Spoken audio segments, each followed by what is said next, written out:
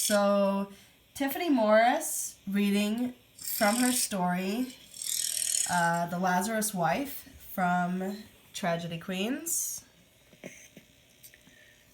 on Get Real with Lisa. Oh.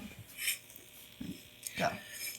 When they met at a New Year's Eve party, he wore a crooked tiara reading 1959 and was perfectly sloshed on whatever cheap champagne the Anderson family had served. Her gut was rotten and fruity sour from it, but something Beverly had said must have impressed him because he kissed her at midnight. She didn't even know his name.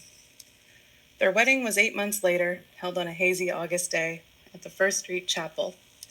She'd worn a long satin dress and a veil topped with a floral crown. The ivory flowers hugged her face, and her mascara ran just a little when she gave her teary vows. The gritty frosting of their wedding cake got stuck to her back molars, but she felt happy and alive, with her husband's arm in hers, while the photographer's flash bulbs popped.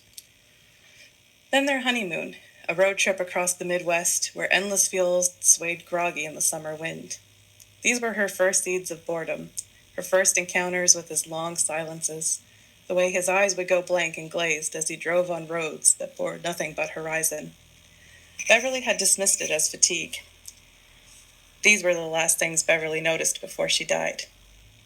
Sputtering firework echoes and buzzing patio lanterns, their red, white, and blue lights casting strange shadows over the wooden deck, their American flag flapping. Sizzling burnt hot dogs and the taste of coconut rum at the back of her throat. Canned laughter that swam into her ears and rooted there, a parasite.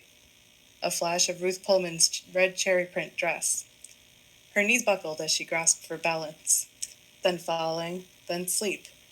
There was nothing to it. Well, no, not nothing. Not exactly. There was purple stardust in there, like when you rub your eyes too hard. There was that. Then a gaping, sucking, howling darkness.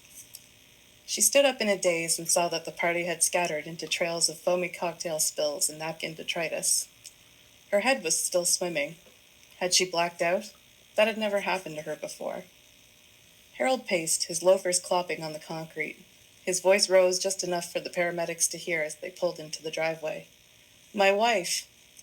He managed to choke out just a hint of a sob. When she turned to him to reassure him that she was okay, Beverly saw her own body collapsed. It was ghastly, seeing her body splayed like some doe out in the woods, full of buckshot, like she was flora and fauna at the moment of her last damned breath. An it instead of a she. "Harold?" she screamed. He didn't look at her.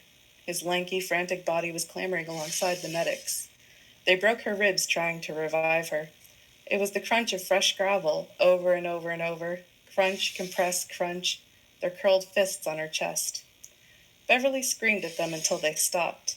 They readied the stretcher and put it under her limp body. Her hand fell over the side as they hoisted her into the ambulance.